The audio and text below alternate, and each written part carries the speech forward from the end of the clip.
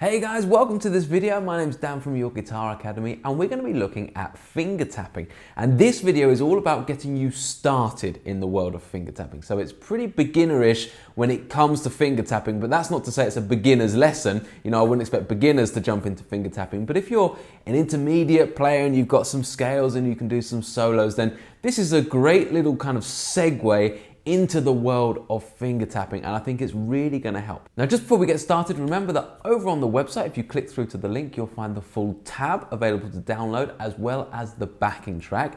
And if you're into this style and you love this kind of finger tapping, this 80s kind of sound, then you'll love our Eddie Van Halen course. And that's a full 24 lesson player study over on the website, absolutely free. So we'll pop a link here that you can have a little look, and let's have a little listen to the track.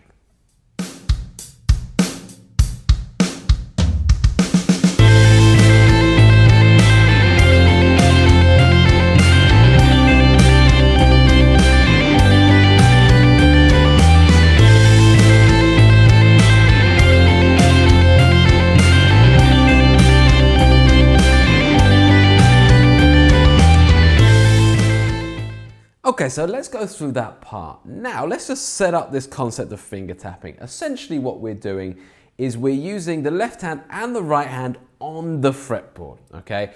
And the first thing you'll kind of learn as we're doing this is just the coordination between the two in this setting, okay?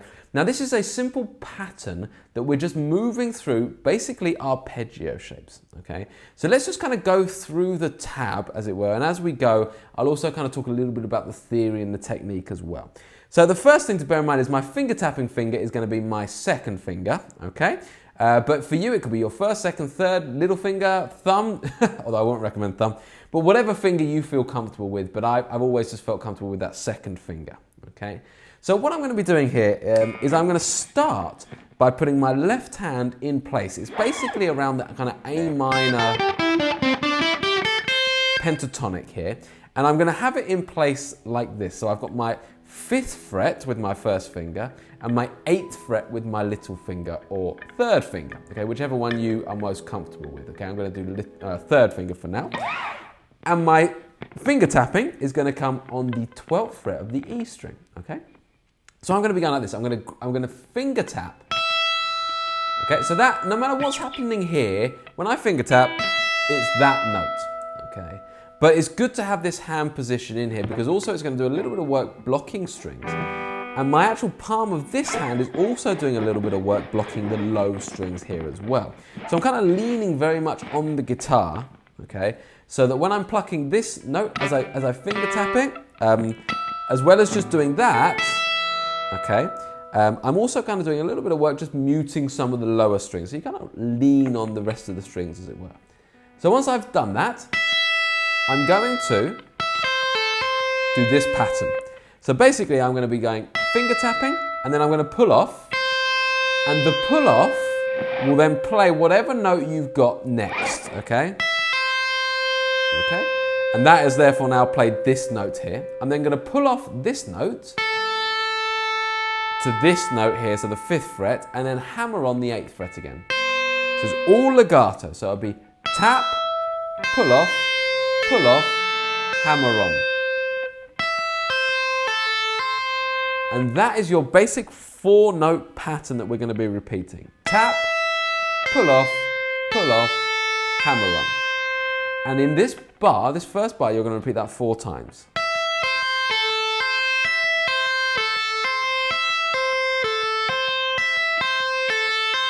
And it's so important that the notes are one, absolutely identical in value. So 1 E and 2 E and 3 E and 4 E and equally they flow into each other. So we don't want this. You know, it's not staccato, it's very flowing, okay? And they're all the same sound volume, okay? So we're trying to get a really, at this speed, we're trying to get a really good volume between the 4 notes all the same. You can see it sounds like I've just picked every note. They all sound exactly the same. So I would just recommend for most of you, if this really is your first time finger tapping, then that's the first thing you're going to need to do to get right.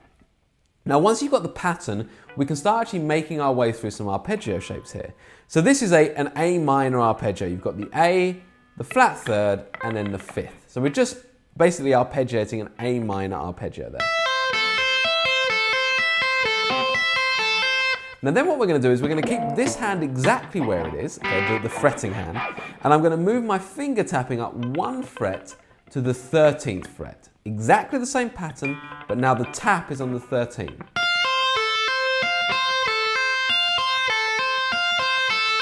And basically what's happened there is just by simply moving that note up 1, I've moved to an F major arpeggio, okay? I've got the F where my tap is, okay? Then I've got the A here, and I've got the C there, okay? So my root, my major third, and my fifth, okay? That's the F major arpeggio. Exactly the same pattern, okay? So tap, pull off, hammer on. And you can hear it's gone to a major sound. And I do that for 1 more bar. Now then it's going to get really challenging for you, so I'd highly recommend just trying to put those two together first. So just like this. 3E and 4E and 1E and so just move that tap up. Now the next thing that I'm going to be doing is I'm going to be moving the tap and the left hand. So everything's moving now, so it's going to get really challenging, okay? So I move my left hand, let's start with that, okay? In fact, let's start with the tap because that's what's going to come first. I'm going to move from the 13th fret to the 15th fret with the tapping hand, okay? So that's going there. And as soon as I've done that, or simultaneously, I'm then going to move this hand up to the 8th and 10th fret, okay? And I'm going to repeat the same pattern on this, like so.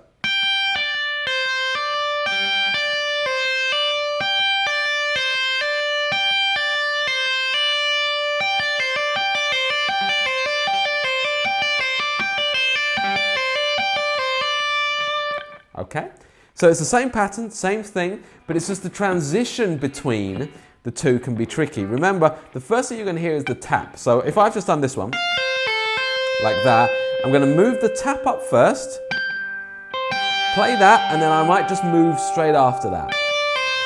So just watch this slowly.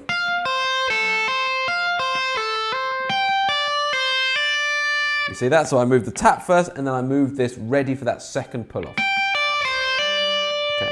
And in terms of theory, this is essentially a C sus2 chord, okay? Because we've got the G, we've got the C, and we've got the second in C, which is the D, so it's kind of a C sus2. Nice 80s chord, okay? And then the final bit is taking, the tap stays exactly where it is, the third finger stays exactly where it is, but the first finger drops down to the 7th fret, creating a G major arpeggio. We've got the root, we've got the major third, and the fifth, like this. Same pattern. Okay, so those two together are the C sus2 for a bar, and you see I've just dropped that first finger. So all together, let me just kind of take you through this and see if we can go through it, relatively slowly, okay? Bearing in mind, noticing how I'm moving, okay? So I'm trying to move it nice and clearly, everything's nice and even. 2E and 3E and 4E and 1E and 2E and 3, 4E and 1E and 2E and 3, 4E and 1E and 2E and 3E and 4E and then when I'm going back to the start again, same principle. I need to come to my original finger tapping point, which is the 12th fret, and then as soon as I pluck that, I'm going to drop down to my original frets to start again. So going from the G to the A minor, as it were, looks like this.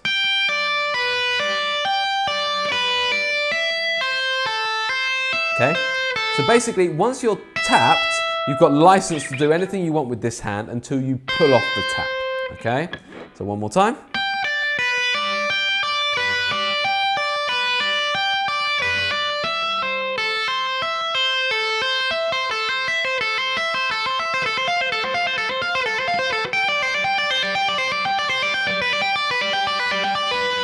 And then it's kind of your job to gradually speed that up. The speed for finger tapping isn't actually that hard. The key thing is that it stays even as you speed it up. So I would try and work with a metronome to try and get it slowly up to speed. And then of course, download the backing track and try and actually play it along with that once you feel like you're comfortable with the technique.